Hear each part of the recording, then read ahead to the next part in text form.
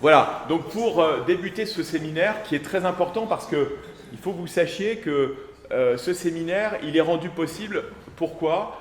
Parce que nous avons la chance d'être en partenariat avec l'IHEST, qui est l'Institut des hautes études pour la science et les technologies. Je l'ai bien dit? La technologie. Et la technologie. Voilà, nous on est dans les technologies aussi, c'est pour ça on est dans les nouvelles technologies. C'est vrai qu'on peut, à certains moments, partir dans ces nouvelles technologies. Donc on est très heureux de pouvoir accueillir ce soir Lucille Grasset qui introduit également ce cycle de conférences. C'est un cycle de conférences qui est donc art, science, technologie. Et pourquoi art, science, technologie? Parce que eh bien, ce séminaire, ce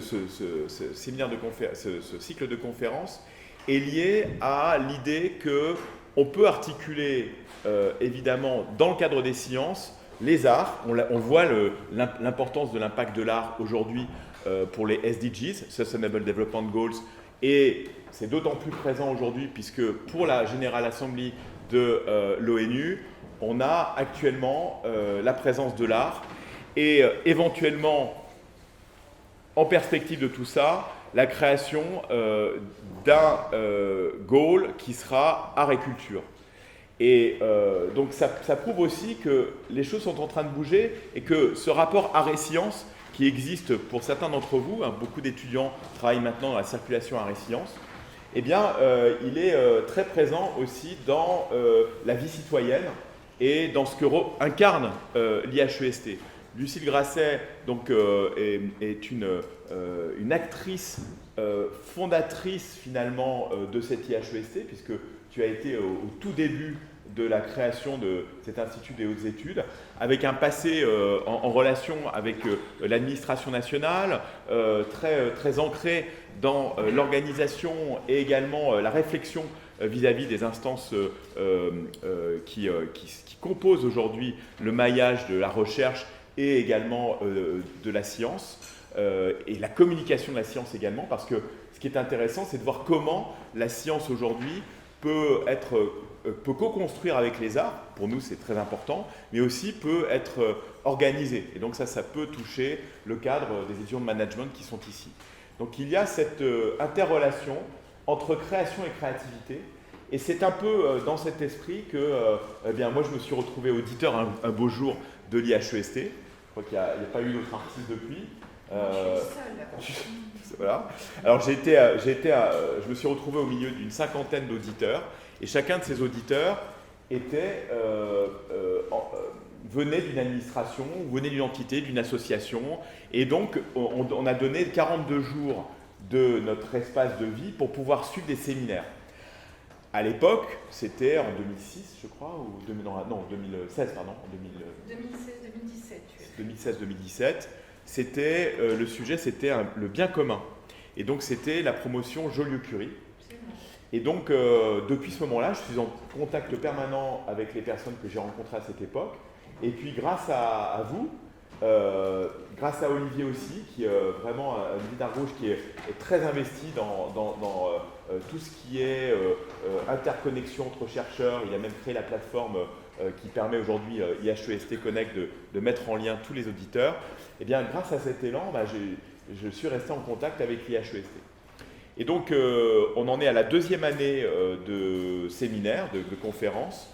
L'an dernier, on a parlé de sujets très vastes, très différents. On a même eu un général qui est venu parler, un colonel qui est venu parler de la façon dont on traitait pour le tribunal international pénal, eh bien, la façon dont il allait lui-même sur le terrain avec des gendarmes, eh bien, faire des relevés des morts qui avaient été constatés à Boutcha, par exemple, ou en Ukraine. Enfin, si vous voulez, on a touché toutes sortes de sujets. On a eu la question des plastiques avec Philippe Bollot, qui est député et qui a défendu une loi sur justement la limitation du plastique. C'est très intéressant. L'IHEST traverse tous les acteurs de la société. Ça peut être des élus, des députés. On aura une députée la semaine prochaine. Ça peut être également donc des chefs d'entreprise quelque part, ou ça peut être des hauts responsables d'entreprises publiques, privées. et des membres associatifs, enfin toutes sortes d'acteurs. Donc je laisse la parole à Lucile Grasset. Je remercie vraiment Lucile pour ce partenariat parce que aujourd'hui, voilà, Astrid incarne le redémarrage de ce cycle et c'est très important voilà, de nous retrouver ce soir ensemble. Merci Yann, tu as dit beaucoup de choses.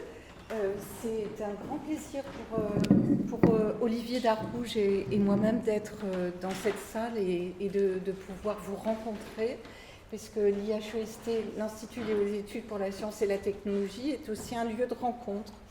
On rencontre des gens qui viennent de tous les secteurs de la société. On se déplace aussi à l'étranger, on va en région. Et c'est un travail de confrontation et de dialogue qui est fait au sein de cet institut. Peut-être que vous ne connaissez pas ce qu'on appelle les instituts des hautes études. Donc ce sont des dispositifs qui sont rattachés à des ministères, la défense, la culture, la sécurité au ministère de l'Intérieur, l'aménagement du territoire à Bercy. Il y en a beaucoup d'autres. Et nous-mêmes qui sommes rattachés au ministère de l'enseignement supérieur et de la recherche qui est notre tutelle principale. Yann a dit tout à l'heure que quand on avait créé l'IHEST, et Olivier, comme moi, fait partie de l'équipe de départ, la fondatrice Marie-Françoise Chevalier-Le Guyader concevait la position de la science comme un élément de la culture. Et c'est un élément... On a construit cet institut avec cette dimension-là. Et ça me semble extrêmement important que vous l'ayez en tête. Votre professeur a fait partie des auditeurs et auditrices de cette IHEST. Il vous disait tout à l'heure, en vous donnant quelques consignes techniques, faites-moi un dessin, faites-moi une représentation. Et quand il était en formation, ses cahiers étaient remplis de traits rouges et bleus qui faisaient notre admiration, notre curiosité. Et surtout, le professeur Yann Thomas nous a donné un immense cadeau, c'est-à-dire qu'il nous a donné notre image. Il a créé le logo de l'IHEST, nous en sommes très fiers. C'est un rond qui n'est pas un rond, avec ce fameux bleu onusien qui lui est si cher.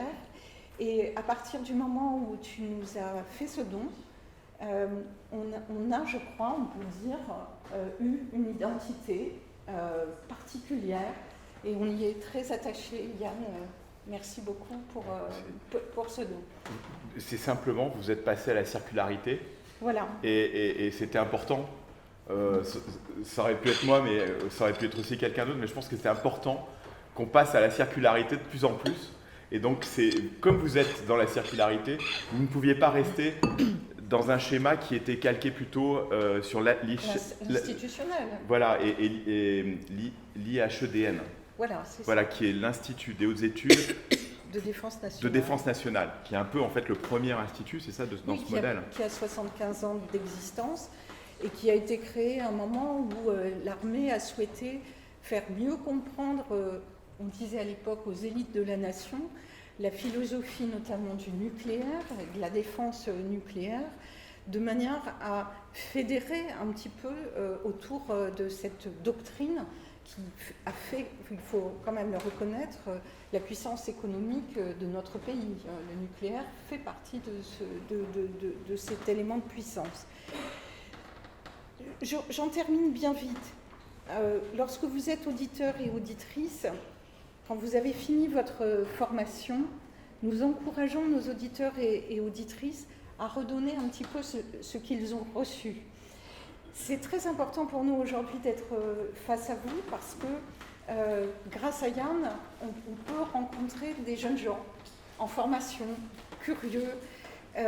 Et donc, les auditrices et les auditeurs qui ont accepté de vous rencontrer l'année dernière et cette année sont des gens aussi qui sont intéressés par vous et qui vont vous transmettre leur expérience, leur amour de leur métier et la passion, tout simplement. Et à nouveau, merci de nous recevoir et on est très heureux, Olivier Darboux et moi-même, d'être là ce soir. Merci.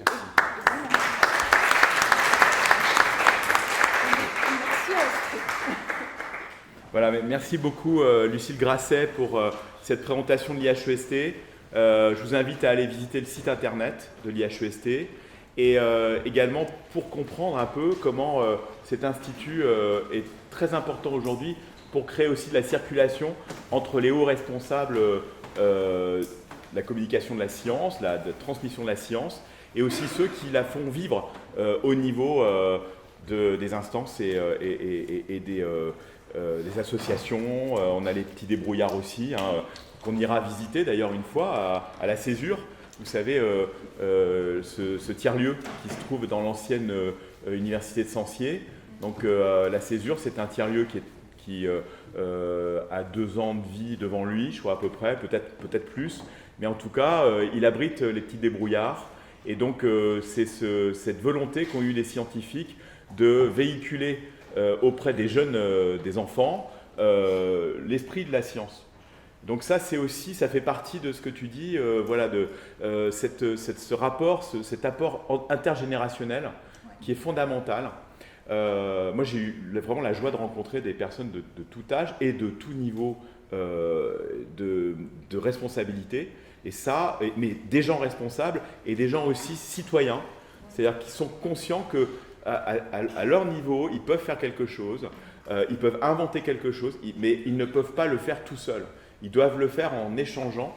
Donc, changeons en échangeant, disait Édouard Glissant. Il y a cette idée de transformation.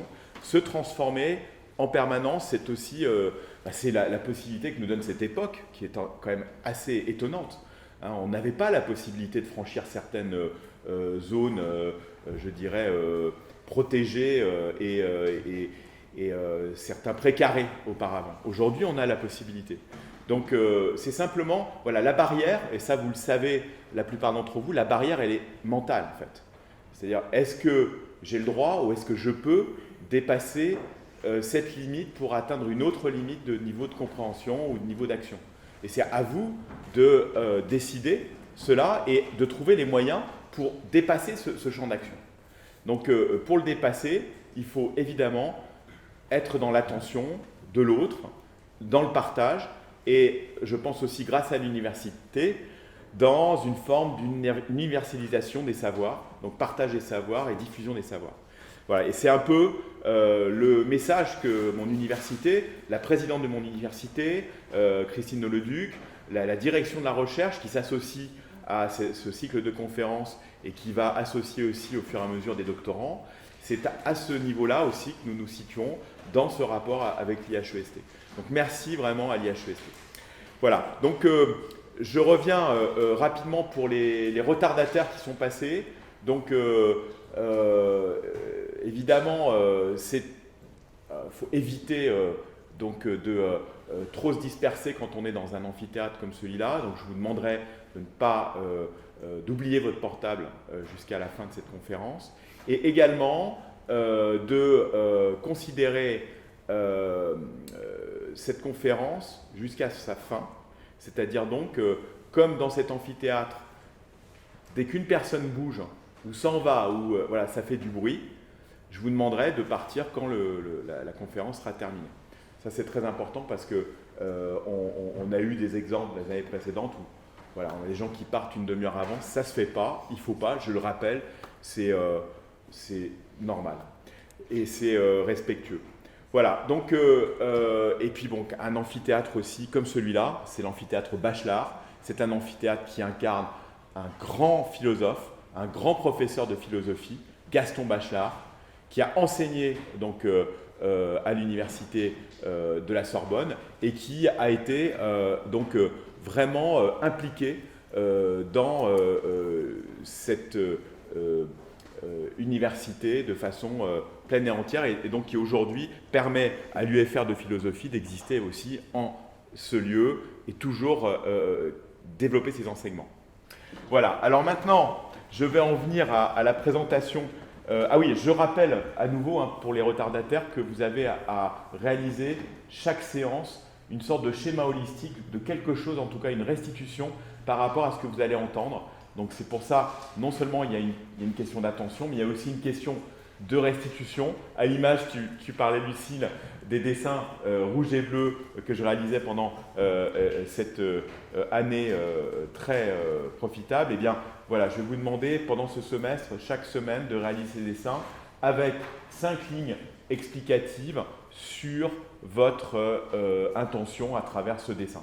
Et donc de me renvoyer, évidemment, à chaque fois, ces schémas que moi je considère comme holistiques.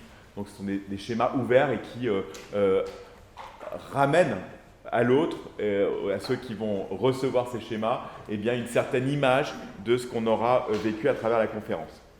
Alors, nous avons l'honneur et la joie de recevoir aujourd'hui Astrid Brandt-Gros, qui va nous parler, qui a choisi comme titre de conférence « Stimuler la vitalité et le rayonnement international du patrimoine à l'ère des transitions numériques et écologiques ». Voilà, donc Astrid Brandt-Gros est une personnalité qui a vécu l'université Paris 1 Panthéon-Sorbonne. Elle est actuellement chef de projet Campus Excellence à l'établissement public du château de Versailles. Elle a été auditrice de la promotion 2020 Wangari Maathai de l'IHEST. Elle a étudié l'art et l'archéologie dans notre université, ainsi que les sciences appliquées à la préservation du patrimoine culturel à l'université Paris 1 Panthéon-Sorbonne. Donc ça, c'est aussi important parce qu'on commence ce séminaire et ce cycle de conférences par une ancienne de notre université, une alumni. Elle a obtenu une thèse de doctorat en archéologie en 1985. Elle avait effectué un séjour de 3e cycle du reste au Centre national de recherche CNRS et rejoint une PME spin-off du CNRS pour créer d'autres applications dans le domaine de la préservation du patrimoine culturel. De 90 à 98, elle a travaillé à la Bibliothèque nationale de France en tant que coordinatrice des programmes de recherche sur les méthodes de conservation innovantes. Donc ça, c'est bien, ça rejoint pour les étudiants de management la question de l'innovation. Donc ça, c'est quand même très important. Et puis, en 98, elle est nommée chef adjointe de la mission recherche et technologie du ministère français de la culture et de la communication.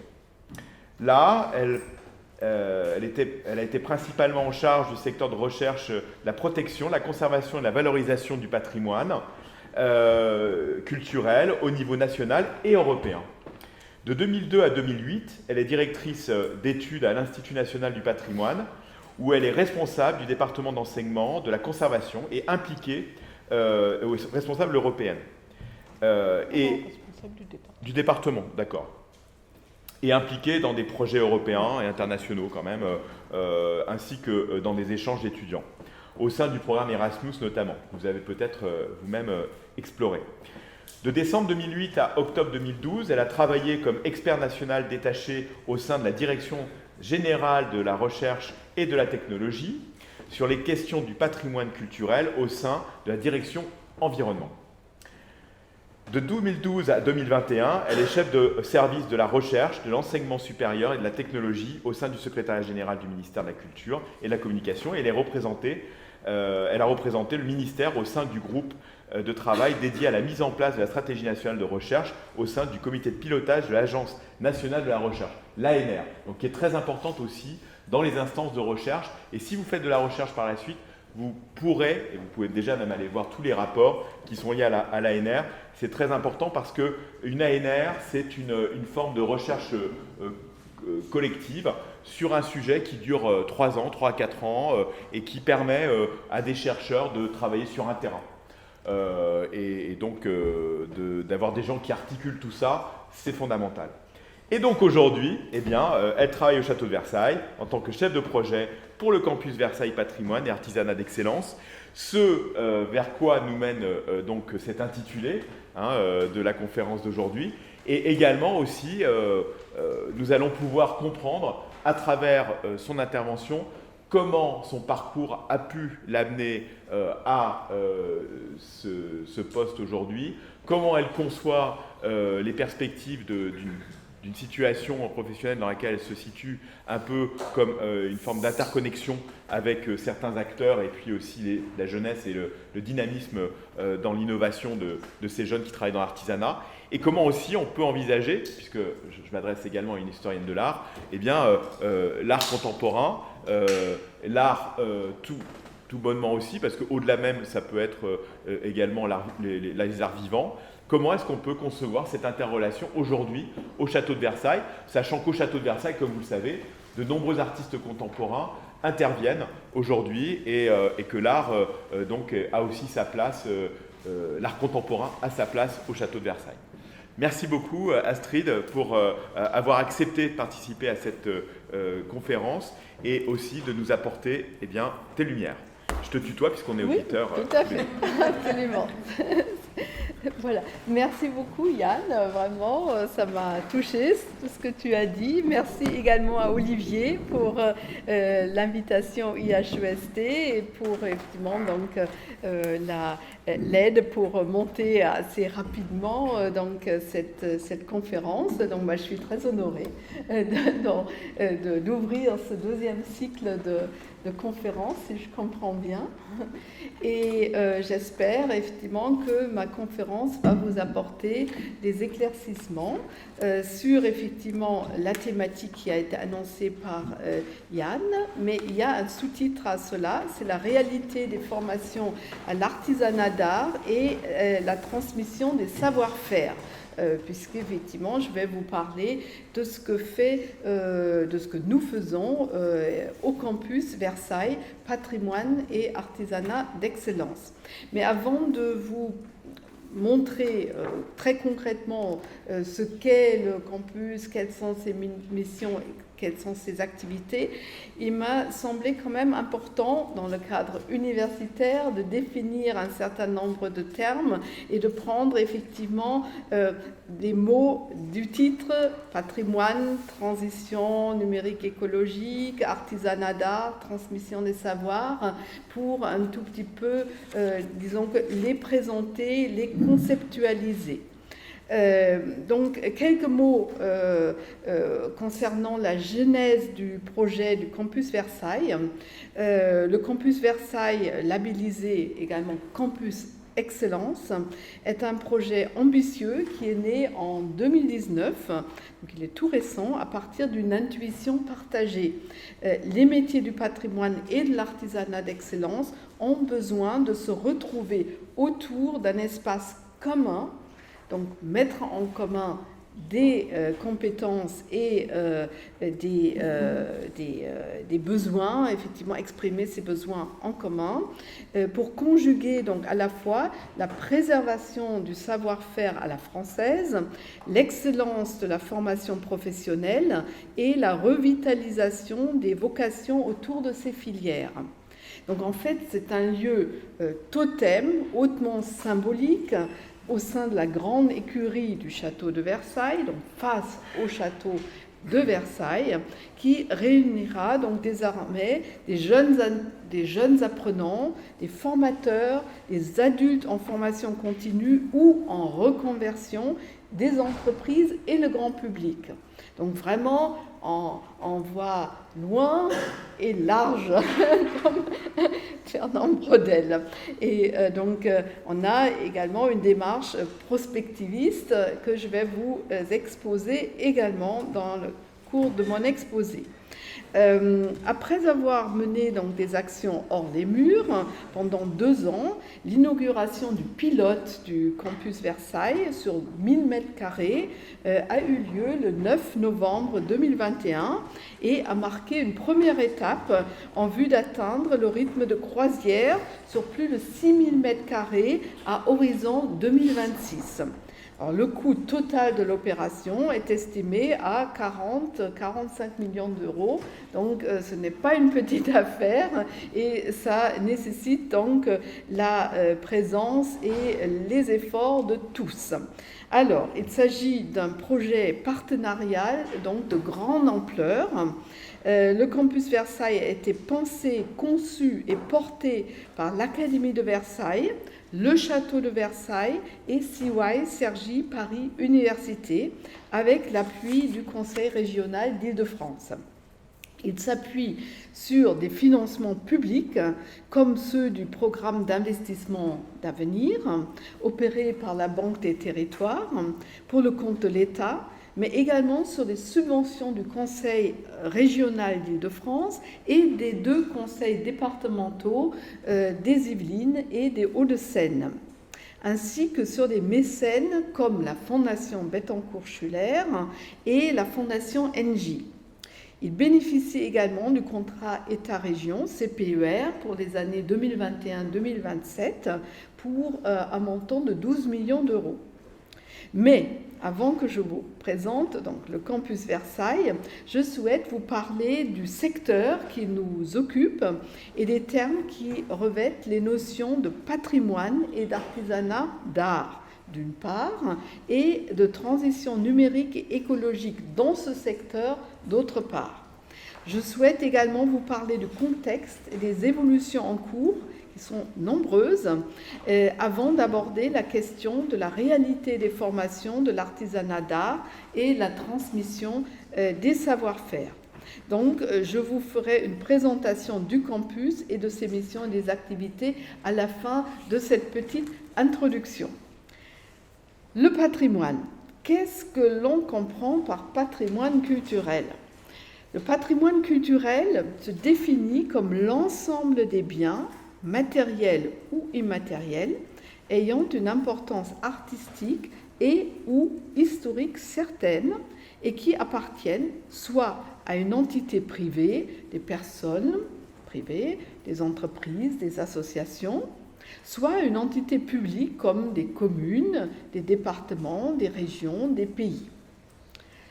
Cet ensemble de biens culturels est généralement préservé, restauré, sauvegardé et montré au public, soit de façon exceptionnelle, par exemple lors des Journées européennes du patrimoine qui viennent d'avoir lieu il y a 2 semaines, il y a une semaine, soit de façon régulière dans les châteaux, musées, bibliothèques, archives et églises, gratuitement ou, au contraire, moyennement un droit d'entrée et de visite payant. Mais pourquoi prenons-nous soin du patrimoine ? De la préhistoire à nos jours, les hommes ont toujours construit des monuments, décoré des maisons, porté des bijoux, utilisé des outils. Les trésors du passé constituent notre mémoire.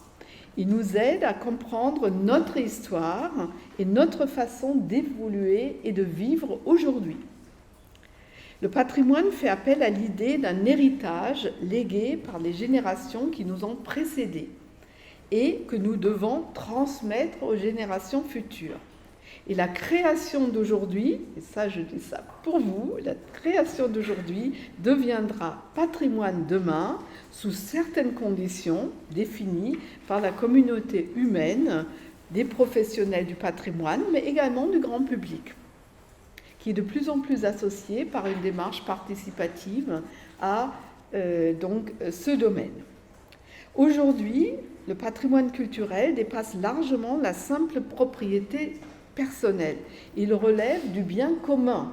Et je suis ravie de savoir que Yann, justement, faisait partie de la promotion de l'IHEST qui s'est occupé du bien commun, et c'est un sujet en soi, dont nous décidons collectivement qui doit être accessible et dans certaines conditions et dans certains cas géré en commun. Alors quand est apparue la notion de patrimoine en Occident ? Apparue au XIIe siècle, la notion du patrimoine, du latin patrimonium, héritage du père, se définit étymologiquement parlant par extension comme l'ensemble des biens hérités de la famille. Les prémices de la notion de patrimoine et donc de patrimonialisation relèvent d'abord du fait religieux et du fait monarchique. Alors à Versailles, effectivement, on est bien au fait du fait monarchique. Il se développe déjà à cette époque des réflexions sur la sauvegarde et la préservation d'objets investis de valeur. Ces premiers objets sont les reliques des saints et les regalia, l'ensemble des objets symboliques de la royauté, et les collections des bibliothèques royales et princières, les archives d'institutions royales et religieuses qui se trouvent dans les châteaux et les abbayes. C'est en Italie, à la Renaissance, que se développe la constitution du patrimoine culturel au service des collections particulières de l'aristocratie et de la bourgeoisie naissante. Au XVIIIe siècle, c'est la Révolution française qui a créé la notion de protection des biens culturels sur l'instigation de l'abbé Grégoire, qui est également fondateur du Conservatoire national des arts et métiers, le CNAM, que vous devez connaître. Et ceci malgré la destruction d'une partie du patrimoine culturel pendant cette période. Vous vous rappelez la destruction des portails des cathédrales, par exemple, où on a également coupé les têtes aux statues, pas seulement aux humains. C'est l'État qui définit désormais ce qu'est patrimoine ou pas, en mettant en place une administration qui en a la charge. En France, sous le Consulat puis l'Empire, la centralisation parisienne est appuyée sur un projet de réseau départemental de dépôts d'archives, de musées et de bibliothèques. Ce dispositif d'institution culturelle est complété pendant la monarchie de Juillet par le système des monuments historiques et la création en 1830 du poste d'inspecteur des monuments historiques. Et c'est la loi du 31 décembre 1913 qui constitue le socle fondamental de la production des monuments historiques. Alors désormais, l'ensemble des moyens de conservation du patrimoine public et en partie du patrimoine privé lorsque celui-ci est classé ou inscrit à l'inventaire des monuments historiques se trouve entre les mains de l'État. Donc, en France, l'État a toujours joué un rôle primordial. Comment le concept de patrimoine culturel a-t-il alors évolué avec le temps ? La notion de patrimoine culturel a changé de manière considérable au cours des dernières décennies du XXe siècle, en partie du fait des instruments élaborés par l'UNESCO, l'Organisation des Nations Unies pour l'éducation, la science et la culture. Science-culture, vous voyez le lien. Créé en 1945, juste après la Seconde Guerre mondiale. Alors, selon la convention adoptée en 1972, le patrimoine mondial de l'UNESCO désigne un ensemble de biens culturels et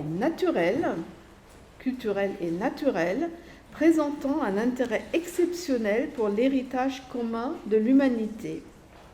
Le patrimoine culturel dit matériel désigne, selon la définition de l'UNESCO, les monuments. Alors, ça peuvent être des œuvres architecturales, de sculptures, de peintures monumentales, des éléments ou structures de caractère archéologique, des inscriptions, des grottes, des groupes d'éléments qui ont une valeur et un intérêt exceptionnel du point de vue de l'histoire, de l'art ou de la science, mais également des groupes de bâtiments, groupes de constructions isolés ou réunis qui, en raison de leur architecture, de leur unité ou de leur intégration dans le paysage, ont une valeur ou un intérêt exceptionnel du point de vue de l'histoire, de l'art et de la science. Et enfin, les sites, œuvres de l'homme ou œuvres conjuguées de l'homme et de la nature, et des zones comprenant les sites archéologiques qui sont d'une valeur ou d'une importance exceptionnelle du point de vue historique, esthétique, ethnologique ou anthropologique.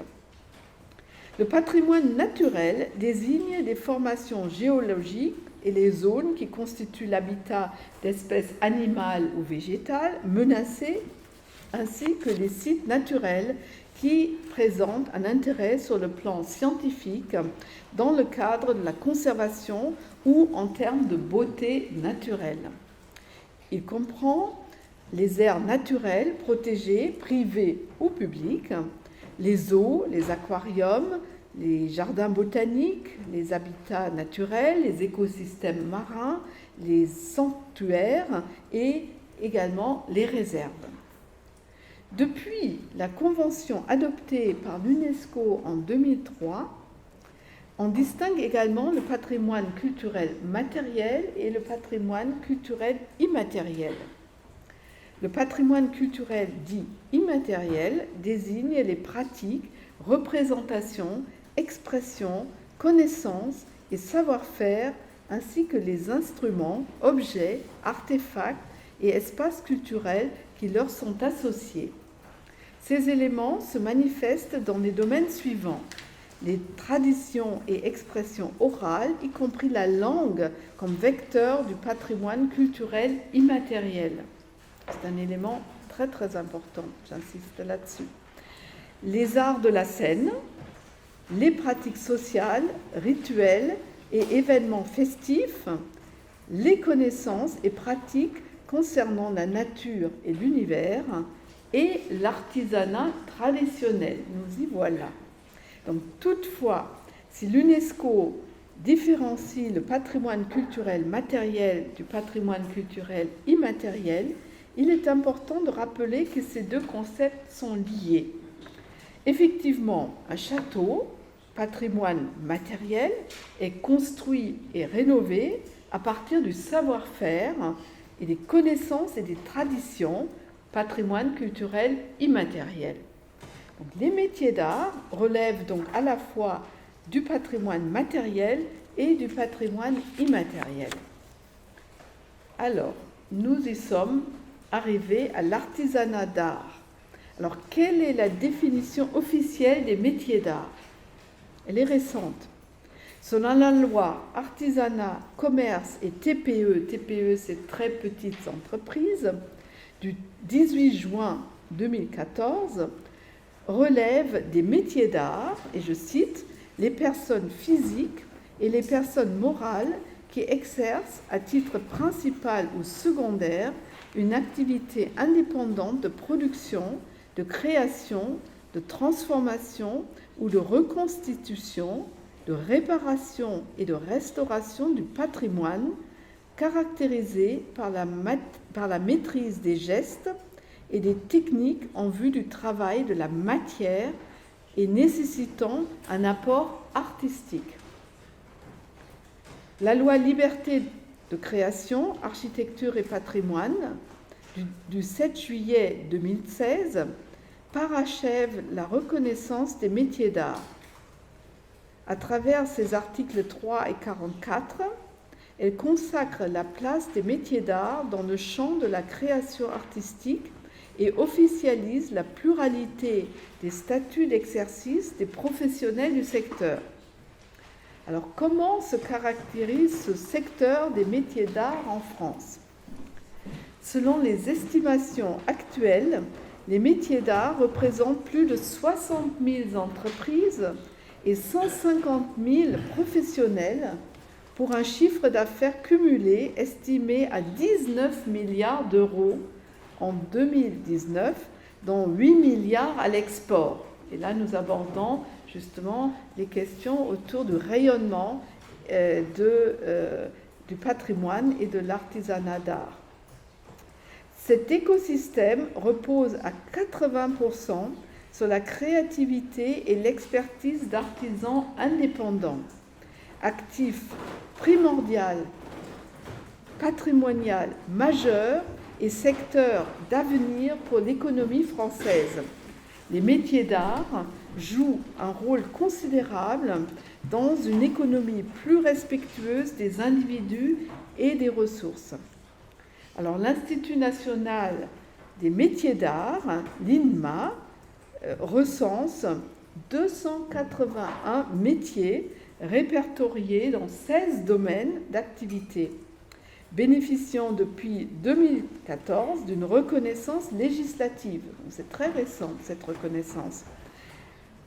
Je cite quelques domaines parmi les 16, la bijouterie, la joaillerie, l'orfèvrerie, l'horlogerie, la céramique, le cuir, la mode et les accessoires, le textile, le verre et le cristal. Riches de savoir-faire variés, les professionnels des métiers d'art s'illustrent dans des champs très divers, parfois inattendus, allant de la décoration à l'architecture d'intérieur et en passant par la mode, les arts du spectacle ou encore le patrimoine culturel. Métier de la main, il nécessite des années de pratique avant d'atteindre la maîtrise parfaite du geste. Alors, quel est le point commun de ces artisans d'art? Un savoir-faire unique pour transformer la matière, imaginer, créer et produire des objets, souvent des pièces uniques, mais également des pièces en petites séries, à la croisée du beau et de l'utile.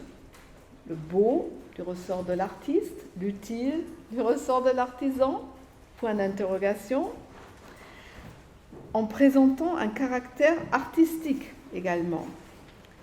Si certains métiers d'art, comme ébéniste, maroquinier ou bijoutier joaillier, plus connus du grand public, rassemblent davantage de professionnels que d'autres, moins répandus, comme plumassier, relieur, facteur d'instruments, une grande majorité associe la maîtrise des gestes traditionnels, parfois ancestraux, à une démarche d'innovation, en ayant recours à des nouvelles technologies et à une démarche d'expérimentation et de recherche.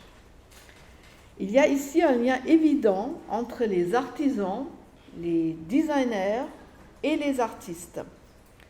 Et les frontières du point de vue des démarches ontologiques sont de plus en plus floues. Depuis septembre 2022, le Jardin des métiers d'art et du design, le JAD, à Sèvres, au sein des bâtiments historiques de l'ancienne École nationale de céramique de Sèvres, adossée à la manufacture de Sèvres, offre aux professionnels un lieu unique de création et d'émulation. Une vingtaine d'ateliers, un lieu d'exposition et des espaces collectifs de travail et d'échange incitent à la création, à l'innovation, à la recherche, à la transmission et à la promotion des savoir-faire en réunissant artisans d'art, artistes, designers, quelquefois en une même personne. Et c'est là que ça devient effectivement très intéressant. Quant au métier de la restauration du patrimoine, j'ajouterai ici une distinction entre l'artisan restaurateur et le restaurateur du patrimoine. Le métier de restaurateur du patrimoine ne relève pas de la création, donc c'est un peu à part. Les restaurateurs du patrimoine interviennent directement sur les biens culturels par l'application de méthodes de conservation consistant à préserver la substance originale du bien et de restauration consistant à assurer la lisibilité du bien.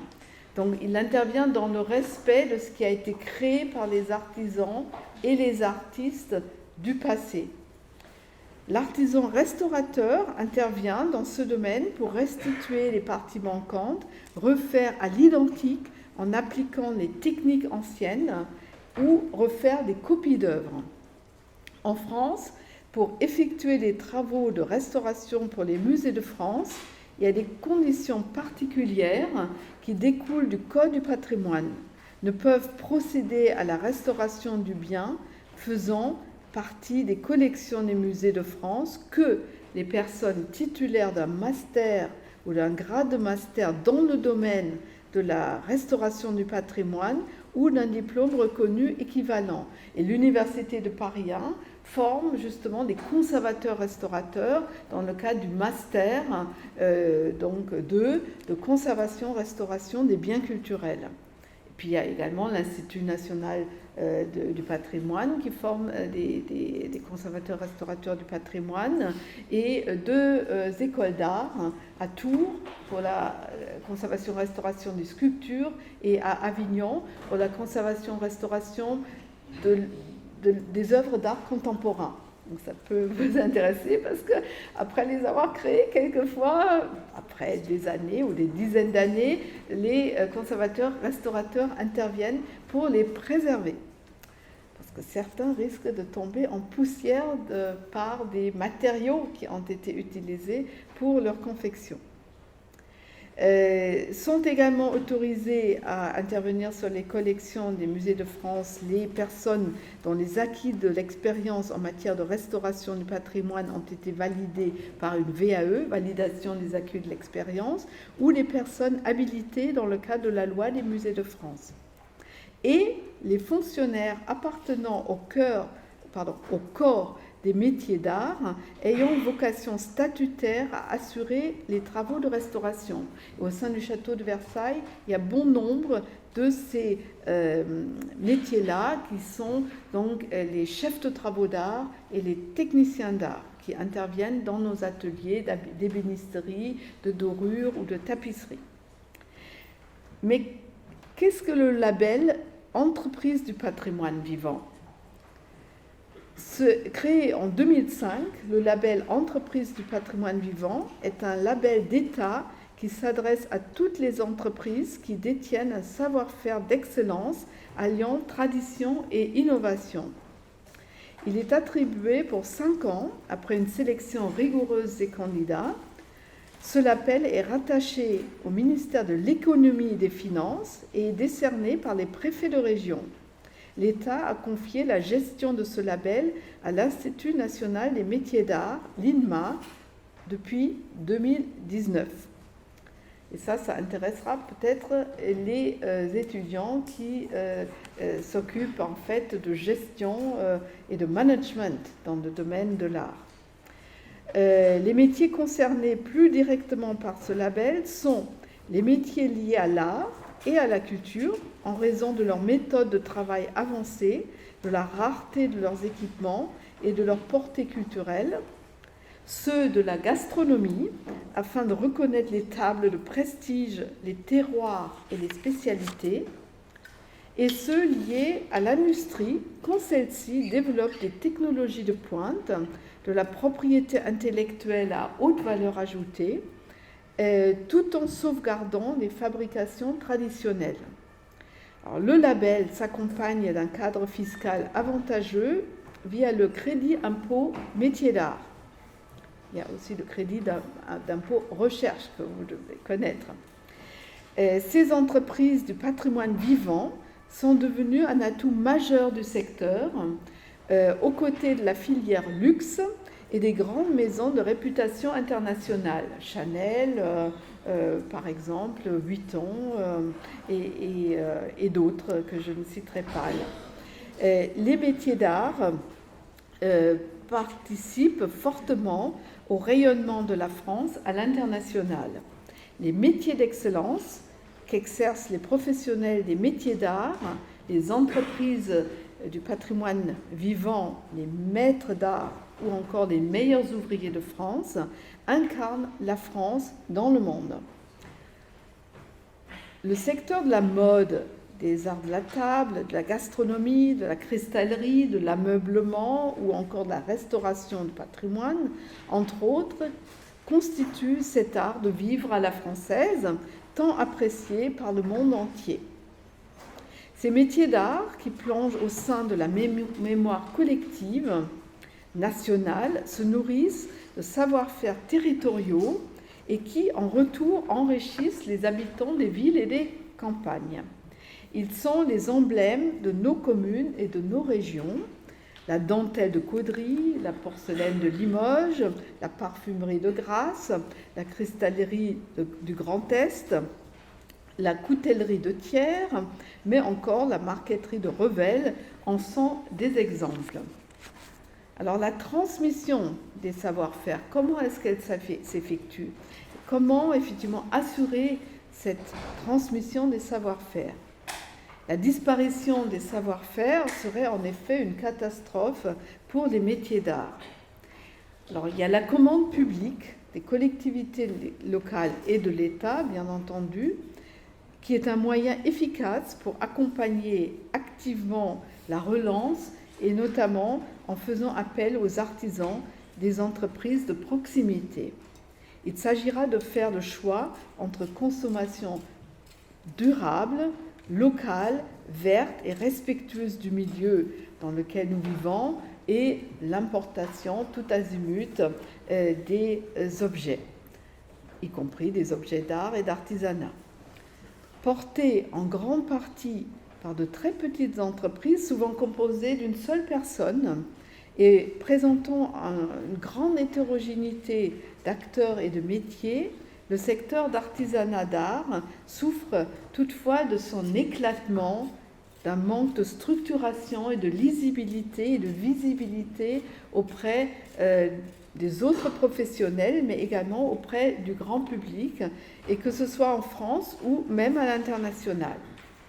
Pour répondre à ces enjeux, mieux soutenir les métiers d'art, préserver leur excellence, valoriser leur diversité, garantir leur transmission aux futures générations et les accompagner dans leur développement international, le gouvernement a créé en fait une nouvelle stratégie nationale en faveur des métiers d'art et du patrimoine qu'il souhaite déployer très rapidement. Ce plan ambitieux, porté par le ministère de la Culture et le ministère du Commerce, de l'Artisanat et du Tourisme, est la première politique publique structurelle consacrée aux métiers d'art. Cette nouvelle stratégie vise à valoriser les métiers d'art auprès de la jeunesse, former et transmettre, ancrer les métiers d'art au cœur des territoires, toujours dans ce souci de développement d'une économie locale, soutenir la recherche, l'innovation et la création, et développer les métiers d'art à l'international. Elle s'appuie pour cela sur les manufactures nationales, manufacture de Sèvres, manufacture des Gobelins, par exemple, ainsi que sur plusieurs organismes associés, l'Institut national des métiers d'art, les chambres des métiers et de l'artisanat, mais également BPI France ou encore la Banque des territoires. Alors, piloté de manière originale avec l'appui de référents au rôle fédérateur, il a vocation à créer des synergies nouvelles entre le secteur privé et le secteur public. Et l'enjeu est de conclure d'ici 2025, c'est-à-dire demain, un lien avec les acteurs privés, en lien avec les acteurs privés, un contrat stratégique de filière, parce qu'il n'y a pas vraiment de filière, ce secteur n'est pas encore structuré par filière, qui permettra de développer en faveur des métiers d'art une grande politique économique, culturelle, cohérente de développement durable. Alors, nous venons aux transitions numériques et écologiques. Pardon, je bois un tout petit peu.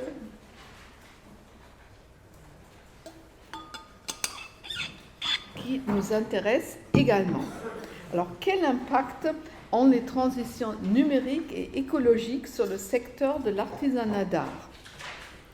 Alors, à l'occasion de la présidence française de l'Union européenne et avec le soutien de la Fondation des sciences du patrimoine, le campus Versailles, patrimoine et artisanat d'excellence, a organisé le 18 mars 2022 à l'auditorium du château de Versailles un séminaire dont la thématique était « Enseigner dans un monde en mouvement, l'artisanat et la revalorisation des savoirs manuels au cœur des enjeux de demain ». Et j'ai eu l'honneur de préparer ce séminaire avec mes collègues du château et du campus Versailles.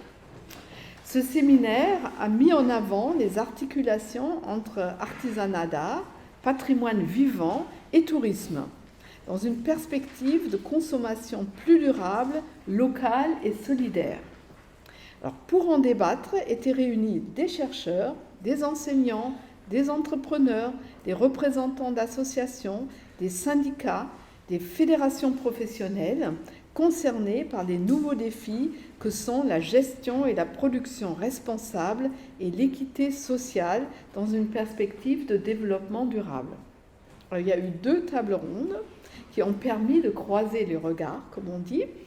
Le thème de la première table ronde était « Quels enjeux pour les entreprises, les acteurs et les territoires autour de l'artisanat du patrimoine ?» Et le débat s'est ensuite engagé autour de 5 questions clés autour de cette table ronde. Comment dépasser l'image passéiste attachée à l'artisanat, qui subsiste encore lourdement ? Quel rôle joue l'artisanat dans le dynamisme économique des territoires ? Quel est son impact sur les marchés à l'export ? Quelle est son attractivité auprès du public, et notamment des jeunes ? Et comment valoriser l'artisanat en s'appuyant sur des dispositifs innovants ? Le thème de la seconde table ronde était « Quelle formation et quel modèle pour assurer à la fois la transmission des savoirs et savoir-faire et l'adaptation aux besoins futurs ?» Le débat autour de cette table ronde s'est engagé sur 6 questions clés. Comment réagit l'éducation nationale face à l'urgence de réformer le secteur ? Depuis, il y a eu effectivement la réforme du secteur de l'enseignement supérieur professionnel, de l'enseignement professionnel, pardon. Quelles sont les voies alternatives qui se développent ? Comment s'adapter au marché de la reconversion et de la formation continue ? Quelles sont les initiatives ailleurs en Europe ? Quelles sont les compétences clés à acquérir et quels sont les grands défis auxquels la formation devrait faire face pour s'adapter aux attentes des entreprises et des sociétés ? Alors, il y a un certain nombre de conclusions que nous avons pu tirer de ces échanges. Alors, la première table ronde a mis en évidence l'impact du numérique sur les métiers de l'artisanat et leur valeur ajoutée considérable. Il s'agit en fait d'un véritable défi pour monter le niveau des compétences et intégrer les dimensions de marketing, de commercialisation et de valorisation au sein de ces métiers. Il faut pour cela adapter le management et la gouvernance des entreprises artisanales pour attirer les publics jeunes comme ceux en reconversion, en quête de sens. Et la crise sanitaire de la Covid a montré à quel point ce point est important, parce qu'il y a beaucoup de cadres de haut niveau qui se sont posés beaucoup de questions, et il y en a un certain nombre qui sont en quête de reconversion actuellement et qui ont fait appel au campus pour cela. Il y a un travail important à réaliser pour changer la perception des jeunes face aux métiers manuels qui, notamment en France, ont été longuement dévalorisés parce qu'on a séparé trop longtemps la tête des mains. Pour cela, il s'agit de revaloriser les métiers manuels et les parcours privilégiant l'alternance et la formation en situation de travail, ainsi que la formation tout au long de la vie, y compris par les modules sur mesure, et c'est ce que le campus s'apprête à faire. Il est important de réunir des talents avec des compétences complémentaires au sein de la même entreprise, parce que la richesse vient justement de la diversité et de la confrontation des expériences diversifiées. Les artisans d'art sont trop souvent trop isolés et n'ont pas conscience du rôle qu'ils peuvent jouer dans la société. Il s'agit également de valoriser les savoir-faire français qui sont très demandés sur les chantiers des monuments historiques partout en France et à l'international. Au niveau national, derrière la conservation du patrimoine, c'est le développement des territoires qui se joue. Et on a fait un petit calcul qui a montré que 1 euro investi peut générer jusqu'à 30 euros de retombées, ce qui est considérable si effectivement on intègre toute la chaîne de valeur autour donc du patrimoine. il faut réfléchir à du patrimoine et la création, pardon. Il faut réfléchir à de nouveaux espaces de travail en créant des lieux de vie culturelle, locale, proche du concept des tiers-lieux, effectivement, comme ça a été évoqué tout à l'heure, en s'inspirant des pratiques du secteur de l'économie sociale et solidaire. Et il s'agit de repenser l'organisation des métiers en suscitant la fabrication locale nécessaire à la construction collaborative sur un territoire donné.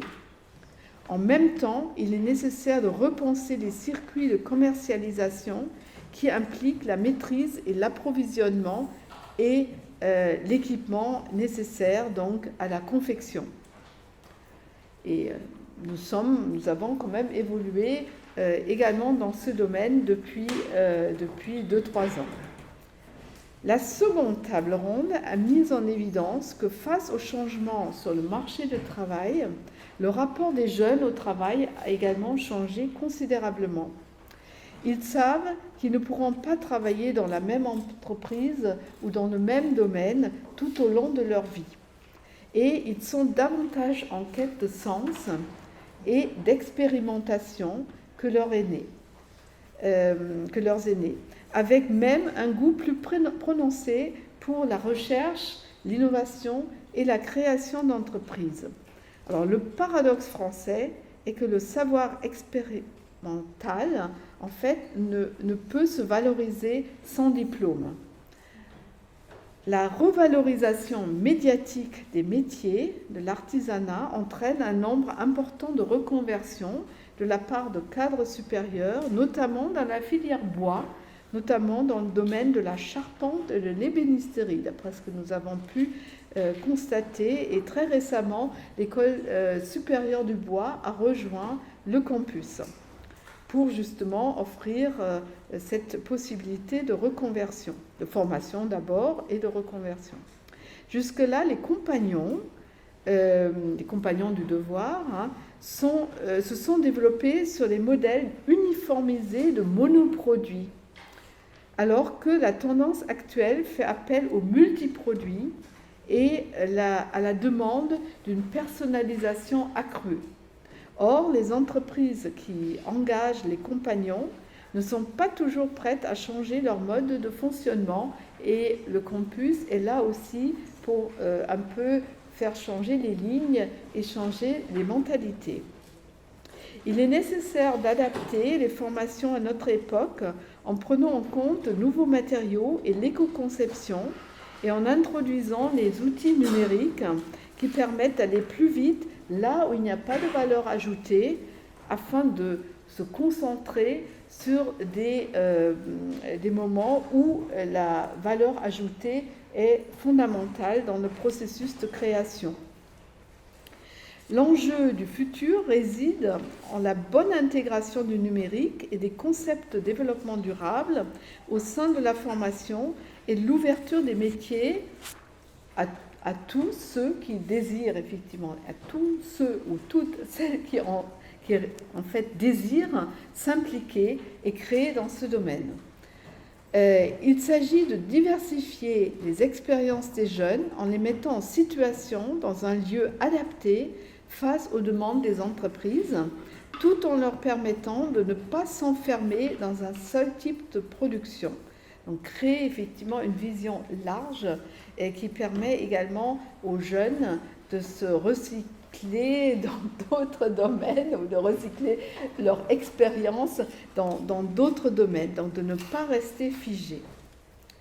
En même temps, il s'agit de revoir les modèles de formation et notamment de notation, d'évaluation et d'aider les jeunes à trouver de la motivation et le sens du collectif tout en s'adaptant au rythme de chacun.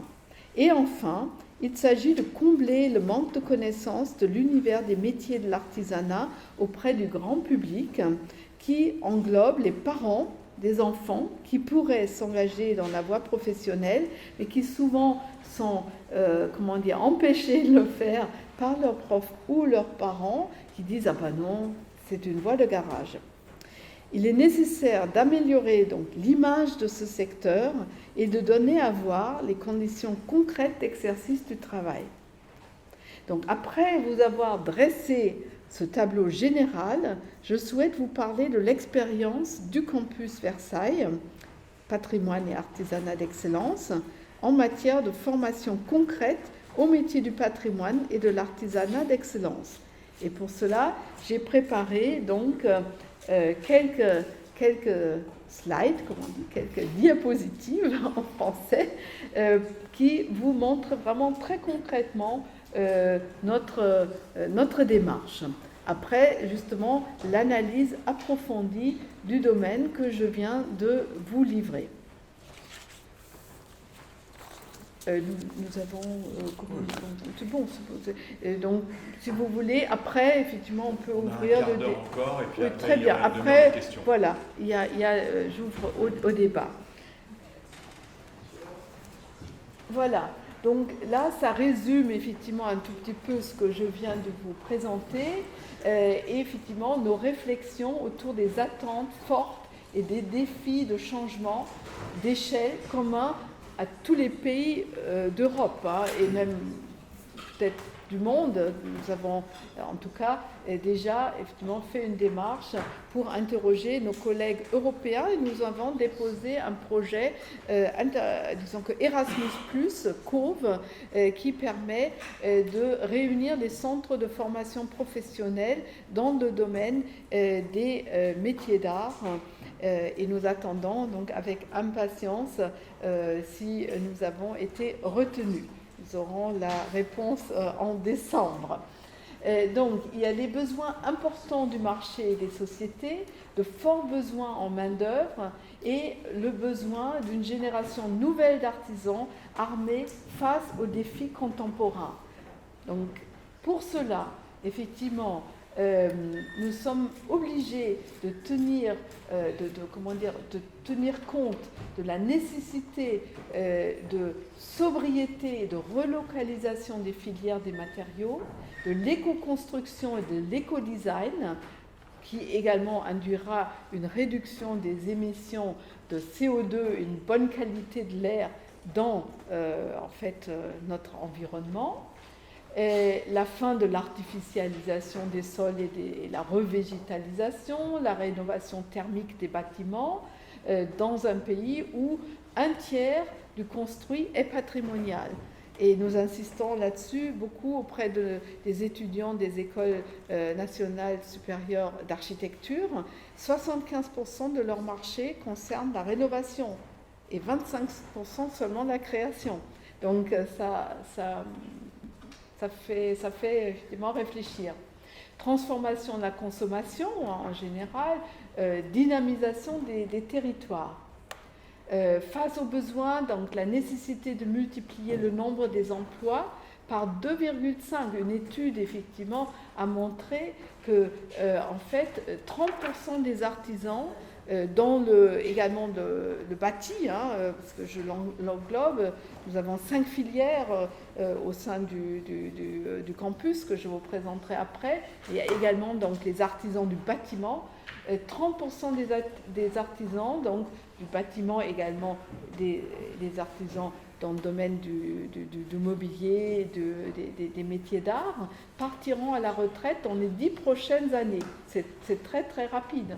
54% des entreprises de l'artisanat d'art, de plus de 10 personnes, cherchent à embaucher et souvent ne trouvent pas à embaucher parce que il n'y a pas les capacités et les savoir-faire présents auprès effectivement de la jeune génération. Il y a par exemple une pénurie de charpentiers, de ferronniers, de couvreurs, de tailleurs de pierre, de plâtriers, d'oreurs, de d'ébénistes. Et il y a la disparition de certains savoir-faire dans le domaine du luxe et de la réhabilitation du patrimoine. Et dans le domaine du luxe, les grandes entreprises Chanel, Cartier, Vuitton commencent à créer leur propre formation d'artisanat, d'art, d'excellence. Donc, besoin d'une génération nouvelle, les artisans spécialisés hautement qualifiés, en fait, doivent être capables de transmettre des gestes et des techniques pluriséculaires et doivent être capables à s'adapter aux évolutions technologiques, notamment du numérique. Et ils doivent également penser transition écologique quand ils utilisent les matériaux et quand ils les transforment. Et il y a beaucoup d'artisans d'art qui commencent à penser au recyclage, à la retransformation, effectivement, d'objets qui n'ont pas de valeur patrimoniale, mais qui peuvent donc être en fait défaits et retransformés. Et effectivement, il y a également cette notion d'artisan manager. Il faut sensibiliser ces artisans au management, à la création d'entreprises, à la transmission d'entreprises, parce que certains, effectivement, ne savent pas comment transmettre leur entreprise, et c'est là qu'effectivement les entreprises ferment avec un savoir-faire qui, effectivement, dans ce cas-là, se perd. Et ça, c'est donc aussi un patrimoine immatériel qui se perd, hein, comme je l'ai présenté tout à l'heure. Alors, face à des obstacles à tous les niveaux, donc pénurie des vocations, manque et dispersion des filières de formation, disparition rapide des savoir-faire et rareté des formateurs, difficulté de fidélisation des entreprises, faible développement et transmission des entreprises et angle mort des politiques publiques. Bon, là, c'est en train de changer un peu, hein, mais c'est tout récent. Hein, la stratégie nationale en faveur des métiers d'art, en fait, a été présentée au mois de mai cette année. Il y a la nécessité de créer un projet d'envergure fédérateur, et c'est comme ça que le campus Versailles est né. Développer les vocations dans les métiers du patrimoine de l'artisanat, insérer et épanouir les jeunes dans les secteurs de l'artisanat et du patrimoine, introduire la formation continue tout au long de la vie et le développement des entreprises, développer un écosystème européen de formation d'excellence collaboratif. Donc en fait, le campus est en train de mettre tout cela en place, tout azimut, en fédérant autour du campus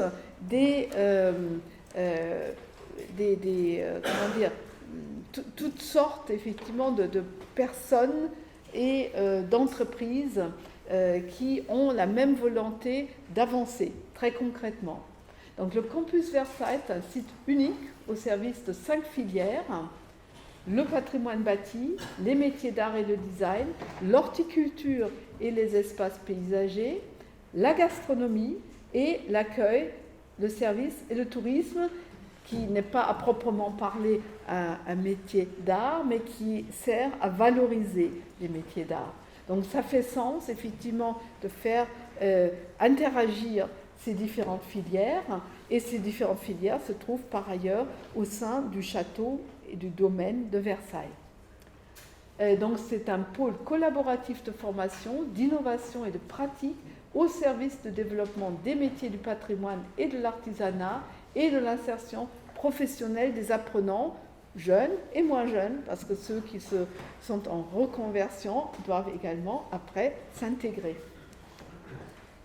Une alliance de partenaires engagés dans un modèle public-privé innovant. Donc il y a d'un côté effectivement les partenaires publics, Académie de Versailles, CY Université, le Château de Versailles, la région Île-de-France, qui sont les cofondateurs, la BPI France, qui est le financeur public, mais il y a également les financeurs privés, Fondation Bettencourt-Schuller, Fondation NJ, également Fondation d'entreprise Hermès, et il y a les membres en fait adhérents qui effectivement donc permettent l'autofinancement du campus, membres adhérents, des entreprises, des académies, des associations, des collectivités, et effectivement donc permettant une offre de services par des locations, des événements qui sont donc vendus par le campus à ceux qui veulent effectivement donc privatiser momentanément certains espaces. Et en fait, le modèle économique, c'est de financer les formations gratuites par des formations donc payantes ou par effectivement donc des recettes qui viennent de la location, par exemple, des espaces. Le Campus Versailles est depuis mai 2022 une association loi 1901 qui regroupe donc l'ensemble de ses fondateurs et de ses parties prenantes. Donc le château de Versailles en tant que fondateur, cofondateur du campus, fait bien entendu partie des membres de cette association. Une offre en 4 feuilles, ou à 4 feuilles, voilà. Donner à voir, orienter, animer la communauté campus dans un tiers-lieu ouvert, actuellement donc sur 1000 m² et à horizon 2026 sur 6000 m², et former. Qui se décline donc pour des publics variés avec des attentes différentes, innovation pédagogique, rayonnement et diffusion, formation continue professionnelle, orientation et information, éducation et formation, insertion professionnelle. Et disons qu'on fait tout ça, effectivement, en faisant interagir les professeurs, les élèves infra-bac et post-bac, c'est-à-dire les étudiants, les pros, les professionnels et les artisans, les entreprises, les associations, les groupes professionnels, les organismes de formation, avec un discours donc permanent des comités pédagogiques qui se réunissent pour en fait discuter et faire évoluer les choses. Et les inspecteurs de l'éducation nationale sont très fortement impliqués dans cette pédagogie du campus et ont également émis le souhait de créer un pass sup qui permet donc aux jeunes des bacs pro technologiques ou généraux d'accéder à une formation professionnalisante dans le supérieur. Le campus, donc un label d'innovation pédagogique commun à ses membres. Des fondamentaux de la pédagogie du centre sont les parcours diplômants et certifiants reconnus au niveau national, conçus et réalisés par des comités scientifiques et pédagogiques du campus, comme je viens de vous l'expliquer. Donc en fait, il y a aussi dans l'ADN, comme on dit, du campus, l'apprendre par le faire et permettre à chacun de se développer à son rythme. Donc ça veut dire c'est une pédagogie très personnalisée. Chaque étudiant a donc droit à du coaching. Il y a des coachs à l'intérieur du campus. Et ce qui est alors là très innovant, c'est que nous avons des petites cohortes. Nous avons mis en place un système de mentorat. Chaque étudiant d'un diplôme universitaire a un mentor qui le guide tout au long de sa formation et même au-delà. Et ces mentors sont issus de tous les milieux professionnels, pas forcément, mais pouvant être en lien avec les 5 filières du campus, mais qui peut et qui a envie de partager son expérience et d'aider le jeune à s'épanouir et à s'insérer. Donc, apprendre par le faire, par les matériaux, par la pratique, par l'immersion professionnelle, par le partage. Et le choix d'un modèle de formation adapté à chaque situation, parce qu'effectivement, on a donc une diversité d'acteurs de formation et de membres du campus. Pédagogie, donc individualisée, voilà. Et nous ajoutons à cela également ce qu'on appelle les soft skills. Nos étudiants font du théâtre, font du sport, du rugby notamment. Ils sont également, ils ont un enseignement d'histoire de l'art, des fondamentaux de la transition écologique et des fondamentaux de l'entrepreneuriat leur sont également enseignés. Donc le campus Andy, c'est un lieu, la Grande Écurie, c'est un réseau, mais c'est également un label. Donc un réseau au service des métiers et des jeunes. Donc là, vous avez tous ceux qui gravitent autour du campus, la communauté professionnelle, la communauté des financeurs, la communauté des collectivités et des acteurs publics, la communauté des acteurs associatifs et la communauté éducative et de recherche. Et donc la jonction entre le infra-bac et post-bac grâce à l'association donc, de l'Académie de Versailles et du rectorat et de CY Paris-Cergy Université, qui permet donc la mise en œuvre de PassSup qui permettent aux élèves donc en terminale de bien se préparer aux études supérieures. Parce que bon, vous savez qu'il y a quand même un pourcentage d'abandon assez conséquent en première année, que ce soit en licence générale ou en licence pro. Bon, là, vous n'allez pas le lire, hein, mais c'était simplement pour montrer donc l'Académie de Versailles, la plus grande académie de France, avec 1 million d'élèves, sur effectivement les départements, donc l'Essonne, les Yvelines, les Hauts-de-Seine et le Val d'Oise. Mais il y a également des relations avec les autres départements de la région Île-de-France en fonction effectivement des types de formations qui sont proposées.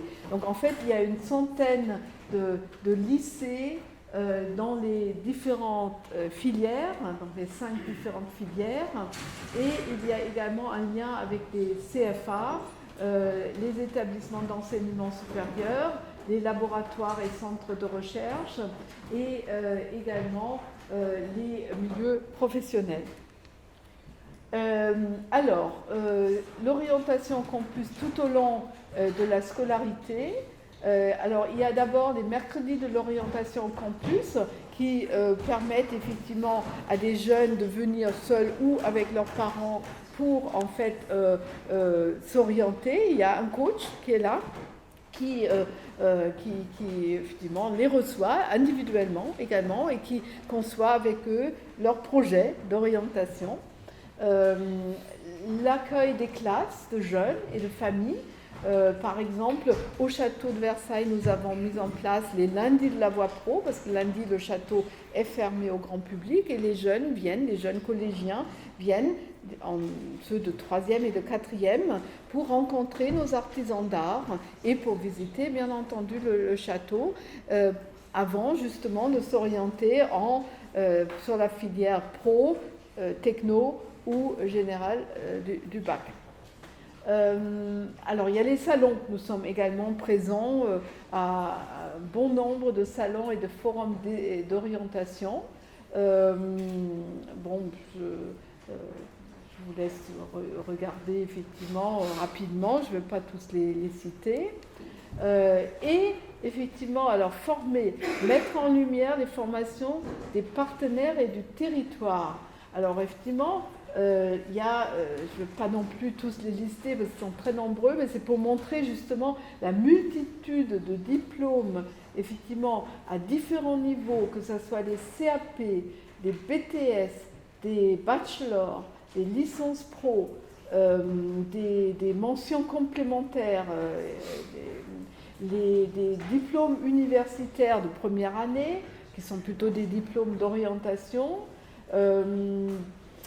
des DNMAD qui effectivement sont déjà des diplômes du supérieur, donc pour les métiers d'art notamment, et puis également donc des possibilités d'aller au-delà, bien entendu, pour intégrer des masters pro pour ceux qui le souhaiteraient. Par exemple, il y a le master des métiers de l'hôtellerie de restauration, les masters des métiers de la production culinaire, de l'alimentation qui effectivement attire les étudiants. Il y a aussi le Master 2 d'agro-sciences, environnement, et nous voulons développer également des diplômes de type artisanat et commerce, artisanat et ingénierie. Donc des doubles diplômes qui permettent effectivement à certains qui sont vraiment multicartes de pouvoir poursuivre des études qui leur permettent vraiment de s'éclater dans ce qu'ils voudraient faire et vraiment de développer pleinement leur créativité. Former, donc créer des formations innovantes et également combler les lacunes. Au niveau des formations initiales et des formations continues et pro, donc formation initiale infra-bac et post-bac, formation continue certifiant ou non certifiant, ou diplômant, tout est possible effectivement en fonction des demandes. Hein. Nous sommes vraiment tout le temps en train de faire des études de marché, de discuter avec toute cette communauté de professionnels qui gravitent autour du campus pour adapter l'offre à la demande. Alors, déploiement du programme de formation 2023-2027. Là, ça montre un peu, disons, d'où nous sommes partis. Donc, il y a une application web orientation qui est en cours de préparation. Il y a le Passup Design qui a été créé avec Sergi CY Design. Il y a le Passup Bâtiment, patrimoine bâti, qui a été créé. Et c'est pour la 3e année que les élèves effectivement entrent dans ce Passup. Il y a effectivement les classes options métiers d'art qui ont été créées. Cette année, une classe prépa métiers d'art pour la première fois qui a été créée, donc qui permet aux jeunes qui ne savent pas s'ils veulent faire de la céramique ou plutôt du bois ou plutôt de la ferronnerie, de tout expérimenter pendant une année. C'est avec l'Académie d'art de Pantin que nous sommes associés pour proposer ce cycle d'1 an qui permettra donc aux élèves après de choisir leur orientation en connaissance de cause. Il y a également donc l'école de production du patrimoine bâti qui est en cours d'insertion dans le campus. Il y a l'école supérieure du bois qui vient d'arriver. Et puis, nous allons progresser progressivement vers plus d'offres de formation, vers également une VAE dans le domaine du patrimoine bâti, mais également dans le domaine du patrimoine mobilier, qui est très demandé, donc les doubles diplômes dont je vous ai parlé. Alors la programmation grand public, alors là effectivement nous essayons évidemment aussi de faire mener des opérations qui intéressent le grand public. Alors il y a eu l'exposition Femmes dans les métiers du patrimoine, il y a les Journées européennes des métiers d'art. Il y a le Festival des artisans de bouche, les expositions Manufacto de Hermès. Il y a le Campus en fête, le triathlon créatif, les Journées du patrimoine, Festival Perspective. Là, c'est très intéressant parce qu'effectivement, l'année dernière, nous avons donc créé ce festival qui a lieu donc en novembre. Donc, c'est du 17 au 19 novembre, cette année également. Autour de la notion justement du recyclage, du développement durable, de l'éco-responsabilité dans le domaine de la création et de l'artisanat d'art. Et puis il y a des conférences, donc certains soirs, nous ouvrons le campus à des conférences grand public sur l'histoire du goût et des saveurs, la conservation, restauration et la création dans le patrimoine, choisir entre la tradition manuelle et l'innovation numérique dans l'artisanat, bâtisseurs de cathédrales hier et demain, transformer le management des talents dans les métiers du patrimoine et de l'artisanat pour mieux attirer et fidéliser, les métiers d'art, un puissant vecteur de transformation sociétale et d'innovation économique, et trajectoire d'une entreprise pas comme les autres, les ateliers de France. Et donc la vie, les projets du campus, nous avons également créé un hôtel à projet. Et en fait, il y a déjà donc, certains gagnants. Donc, il y a un jeune couple de tailleurs de pierre qui a donc gagné le label Campus pour leur projet de tour du monde des savoirs-pierre. Pas des savoir-faire, des savoir-pierre, des jeux de mots. Donc ils sont en train de voyager en Europe centrale, et ils veulent même aller au-delà dans l'Eurasie, et à chaque fois ils s'emploient donc sur place, et ils interrogent dans une démarche presque ethnographique les tailleurs de pierre sur leurs pratiques et sur les méthodes qu'ils utilisent.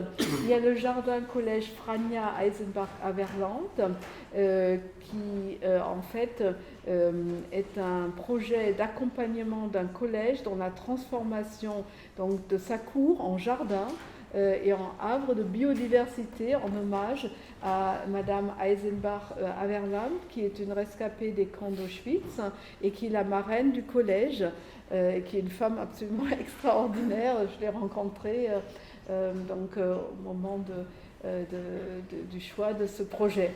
Et nous avons organisé, alors là, dans le cadre d'un projet Erasmus+, un dîner au château, mais vraiment au château de Versailles. Il n'y a pas que le roi d'Angleterre qui a le droit de manger au château. Il y a aussi les élèves des lycées pro italiens, français et lettons qui ont pu donc organiser un dîner au château, et il y a eu de nombreux invités, notamment les meilleurs ouvriers de France dans le domaine de la gastronomie qui étaient présents et qui les ont applaudis. Et puis nous faisons également un projet autour du réemploi du mobilier Crous, qui permet de recycler donc, ce matériau qui a été mis à disposition par le Crous au campus, et qui donne des résultats assez étonnants. Alors, animer la communauté, la vie du campus par les fêtes. Alors, l'hôtel 71, avec le Crous, les résidences, célébrations toute l'année. Donc, c'est vraiment un tiers-lieu ouvert. Vous pouvez venir, aucun problème, on vous accueille, on peut faire des choses avec vous, ça ne dépend que de votre inventivité, de votre créativité, on est à votre écoute. Les heures heureuses du jeudi à la buvette, donc les menus plaisirs, et le Fab Lab. Nous avons donc un Fab Lab qui est un atelier partagé, ouvert en permanence pour les apprenants du campus et ouvert à des projets qui pourraient être développés par vous. Donc venez, on peut en discuter. Voilà, donc je vous remercie de votre attention.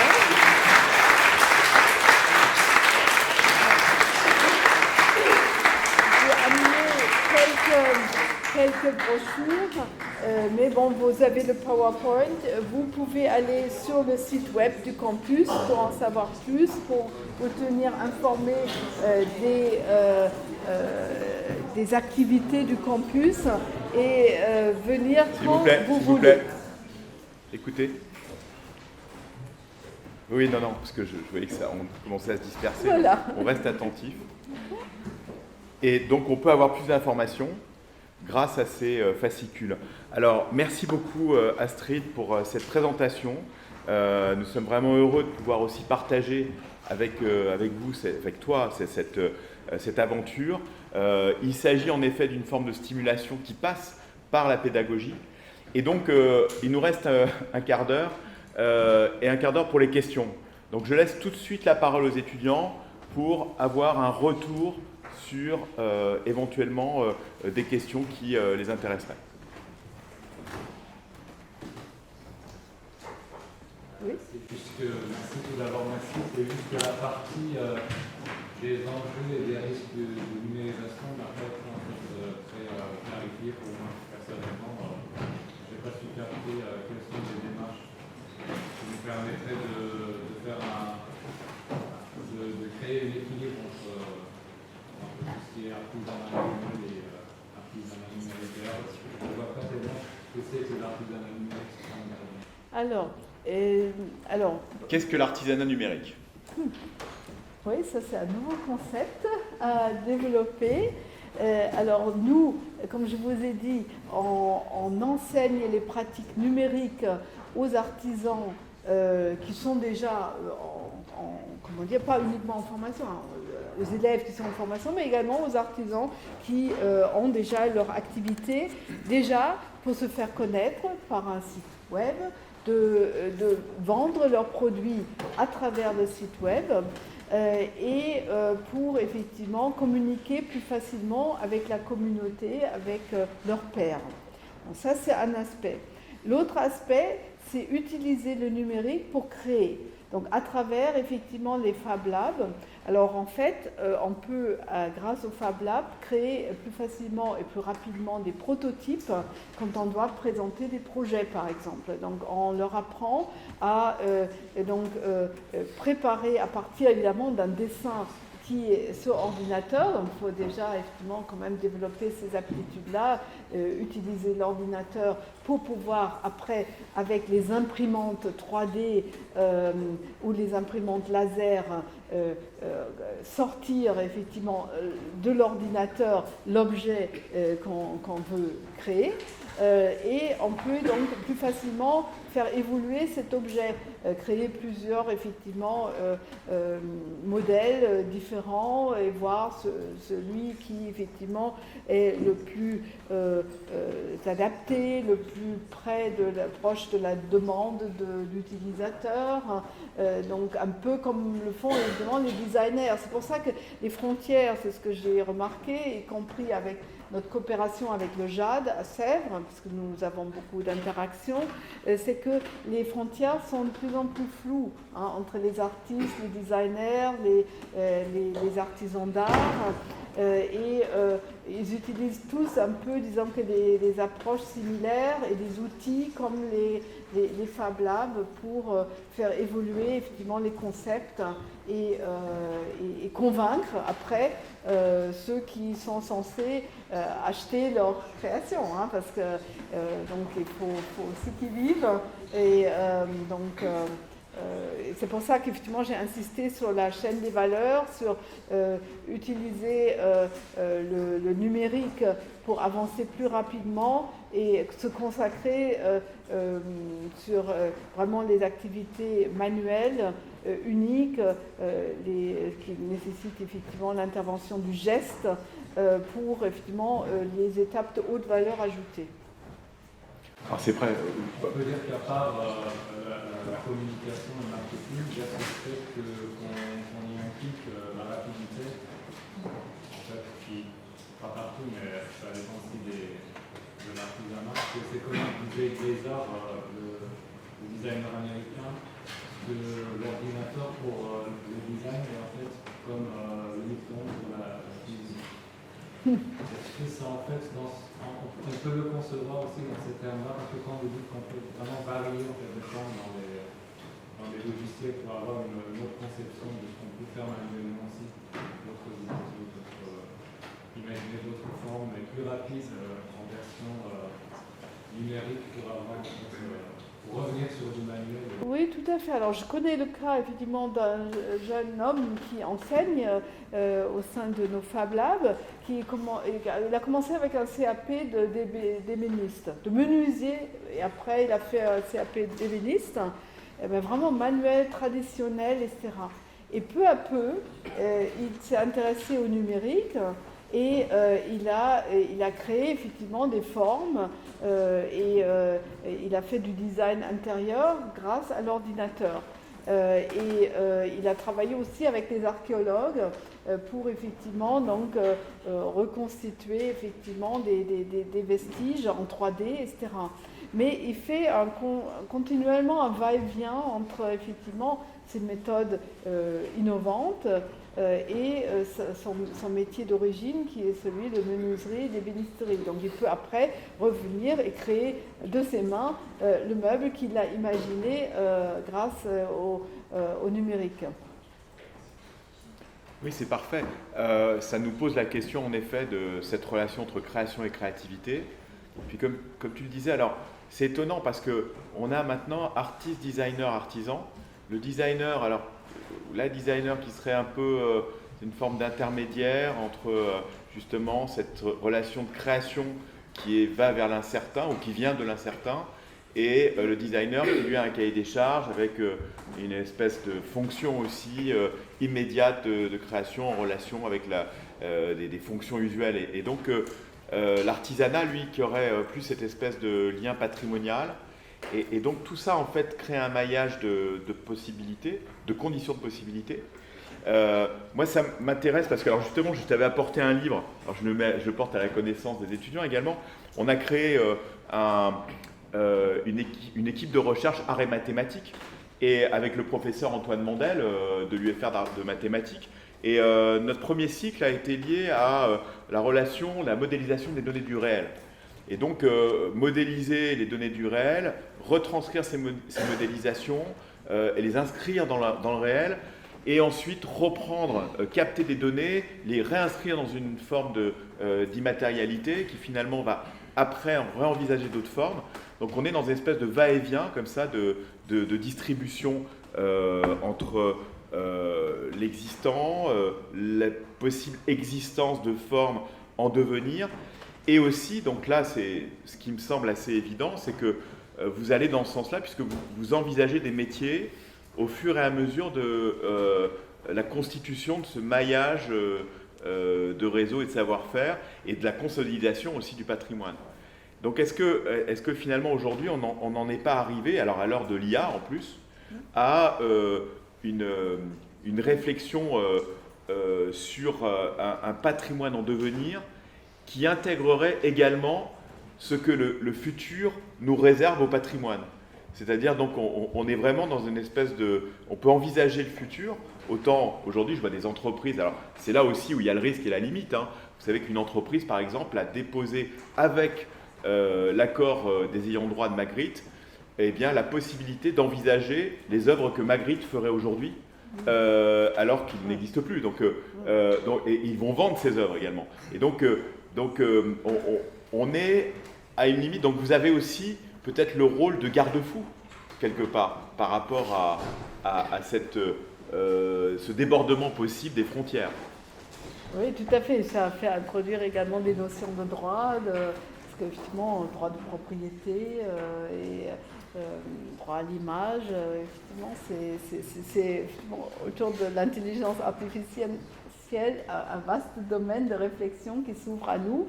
Mais c'est vrai, on a l'impression que, comme tu disais tout à l'heure, c'est vraiment le champ des possibles, a considérablement augmenté. Et on est dans une pratique beaucoup plus collaborative, donc d'intelligence collective comme à l'IHST, donc partagée, effectivement, ces personnes travaillent ensemble pour trouver de nouvelles solutions, que ce soit l'artisan d'art avec l'artiste ou l'artisan d'art avec le designer, ou le designer qui effectivement veut finalement faire des choses de ses mains et non plus uniquement les dessiner, les penser sur ordinateur. Donc il y a effectivement une multitude effectivement de va-et-vient entre ces différents métiers, mais l'essentiel c'est qu'ils communiquent, et c'est évidemment aussi de cette communication, de cette interaction. On parle de coworking, hein, mais là c'est vraiment dans le sens, oui, on fait des choses ensemble de façon participative, d'ailleurs ça pose aussi la question du statut de l'œuvre, s'il est issu d'une création participative. Hein. Oui. Donc en fait on est dans des démarches qui ont fondamentalement changé, l'écriture collective, hein, le statut de l'œuvre a été modifié. Le statut de l'œuvre, du coup, est complètement modifié aussi. Alors, c'est peut-être, comme il nous reste peu de temps, c'est peut-être l'occasion également, à ce niveau-là, de rappeler donc, ce va-et-vient qui est constant dans la stimulation de ce que tu as exposé tout à l'heure. Donc, comment stimuler ce va-et-vient entre création et créativité, et comment également, aujourd'hui, initier, par rapport au public qui est le nôtre aujourd'hui, l'idée d'envisager de nouveaux métiers. C'est-à-dire que ce que tu proposes là, c'est quelque chose qui est aussi en mouvement. Donc on peut imaginer que tous les étudiants qui sont là, que ce soit les artistes ou les étudiants en management, aient envie eux-mêmes d'apporter une pierre à cette stimulation. Et alors justement, on a la chance d'avoir en fin de séance, et je pense que c'est très important parce que c'est une séance inaugurale, Florent Pralon, donc, qui dirige l'UFR de gestion, et donc qui est avec nous aujourd'hui pour un peu aussi clôturer cette séance d'inauguration de ces conférences. Donc, je pense que c'est très important parce que c'est comme ça qu'on a pensé les choses dans la stimulation, quand on a créé en effet ce nouveau diplôme Art et Management de l'Innovation, Industrie créative, et l'IMAIC. Donc je pense que c'était aussi dans cet esprit-là, et c'est comme ça que l'innovation s'incarne aujourd'hui dans cette discipline. De la même manière que les étudiants qui sont venus de l'EAS, donc là il y a l'idée de se nourrir de moyens nouveaux d'organisation de soi à travers la rencontre avec des personnes qui sont ancrées dans le réel et qui en même temps vont vous amener de nouvelles ressources. Et donc c'est ça aussi qui est intéressant dans la rencontre aujourd'hui. Hein, on a ici à peu près 4 masters qui sont réunis, et je trouve que c'est stimulant parce que finalement vous vous rencontrerez de différentes manières dans la société ou dans différentes manifestations publiques liées au numérique éventuellement, monsieur évoquait tout à l'heure, ou liées à d'autres types d'expériences. Mais là, en fait, vous avez la chance, grâce à l'université, grâce aussi à ton intervention aujourd'hui et grâce à ce type de cycle, eh bien, d'être réunis pour pouvoir en discuter et échanger, voire même co-créer ensemble, à certains moments, des expérimentations qui pourraient changer votre trajectoire de vie, ou voire même vous stimuler dans les ressources qui sont les vôtres. Alors, peut-être une dernière question dans l'assistance ? Non, bah écoute, je vais peut-être inviter donc Florent. Ah si, une dernière question. Je vois, une dernière question. En fait, je me posais des questions par rapport à l'impact sur le patrimoine des investisseurs étrangers qui rachètent en fait, par exemple, Galeries Lafayette. Quel est l'impact social, économique, mais aussi politique, culturel que ça peut avoir? Et les acheteurs étrangers sur le marché de l'art. Quel est leur impact? Quel est l'impact en fait pour le patrimoine français finalement? Quand on vend le patrimoine français, c'est quoi après Comment il se réaccapare le patrimoine, c'est ça? Oui. Par exemple, quand on a le Louvre à Abu Dhabi, par exemple, c'est ça, ce genre de... Oui, mais c'est des prêts plutôt. Alors bon, oui, bon. Alors c'est vrai, comment dire, comment répondre à cette question? D'abord, quand il s'agit d'un patrimoine effectivement national classé, il est inaliénable, il ne peut pas être vendu.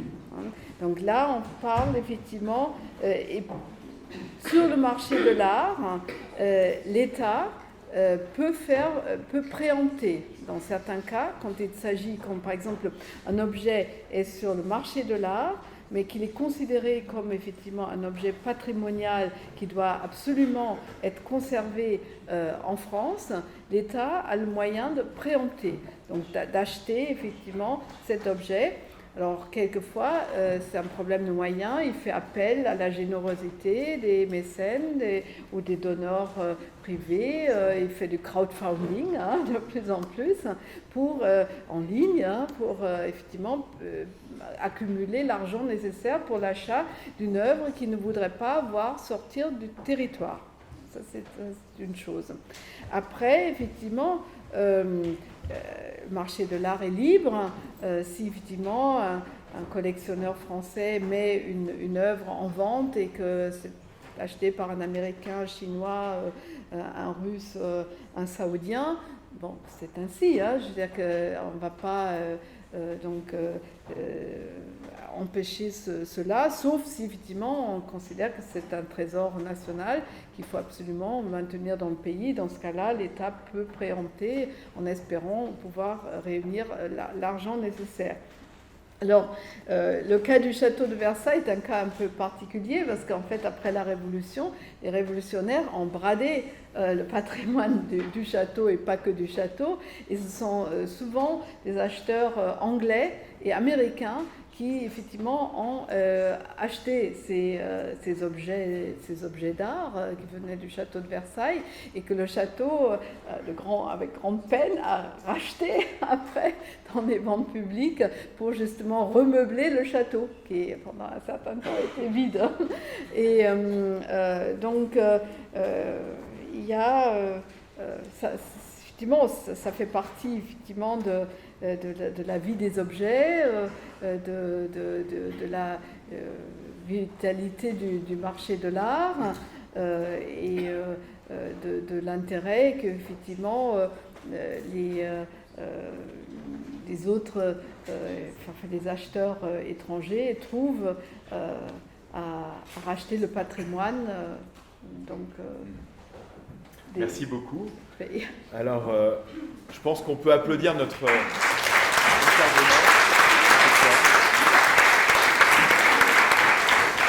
Alors, merci beaucoup Astrid, vraiment c'était très instructif.